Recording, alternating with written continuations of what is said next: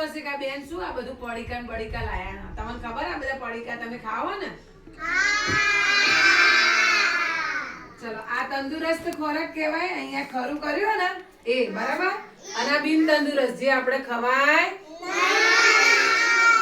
આ શેનું પડીકું ભાઈ? ખવાય કે નહીં? અહીંયા આવશે બરાબર. પછી આ ક્યાં આવશે? ચલો પછી આ મેગી ખવાય? ના ખવાય, શરીર માટે હાનિકારક કહેવાય એટલે ખવાય. આજથી ખાશો બધા.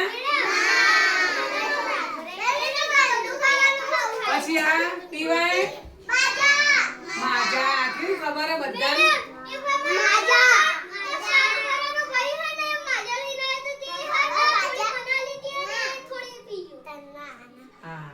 હા પીવાને નહીં આવી હો.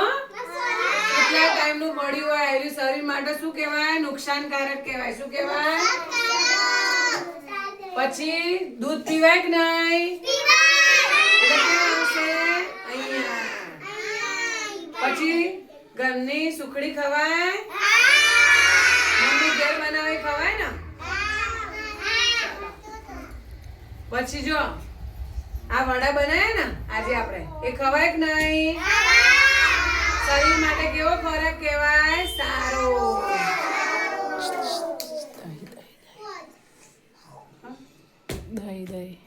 અને આ શું છે? દહીં. દહીં પણ આપણે ખવાય. એ શરીર માટે શું કહેવાય? સારો ખોરાક કહેવાય. હા તાકાત આવે, તંદુરસ્તી મળે આપણને. અને આ પડીકા ખાઓ ને તમે આવા એટલે શું થાય? પેટમાં દુખાય. પછી તમે રોજ આખો દિવસ ખાતા જ હોય, 10-10 રૂપિયા વગાડી પછી આ શું કરે? આપણા શરીરમાં નુકસાન કરે, પેટ દુખાય. પછી ક્યાં જવું પડે? ડોક્ટર પાસે. એટલે ખવાય ના. આ બિસ્કિટો ખવાય? બિસ્કિટમાં વધારે સુગર આવે. શું આવે?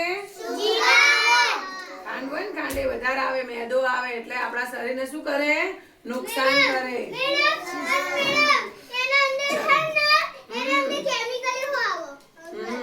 પછી આ અમૂલ નું ચીઝ ખવાય? આ તો ખવાય, શરીર માટે સારું. પનીર, આ ચીઝ એમાં શું આવે? દૂધનું જ બનાવેલું આવે એ વસ્તુ આપણે ખવાય. ચલો પછી આ શું છે? છાશ. છાશ પીવાય ને? આપણા ખાવાનું ખાધું હોય ને પછી છાશ પીએ એટલે આપણા શરીરમાં પાચન થાય. શું થાય? હવે આ પડીકા બધા ખાશો? ચોકલેટ ખાશો? આ શું કહેવાય? બધું જંક ફૂડ કહેવાય. શું કહેવાય? Junk food. જે આપણા શરીર માટે હાનિકારક કહેવાય. કેવું કહેવાય? કેટલા ટાઈમથી તળેલું હોય અને પેકેટમાં પડ્યું હોય ખબર? અમુક હવે વિડીયો આવતા હોય ઓનલાઈન જોવો ને બધા. દેડકું મરેલું આવ્યું ને ગરોળી આવી ને આમાં એટલે આપણા શરીરને શું કરે? નુકસાન કરે. શું કરે? અને હવે તંદુરસ્તી વાળો ખોરાક ખાવાનો. હો ચલો તાળીઓ પાડજો બધા.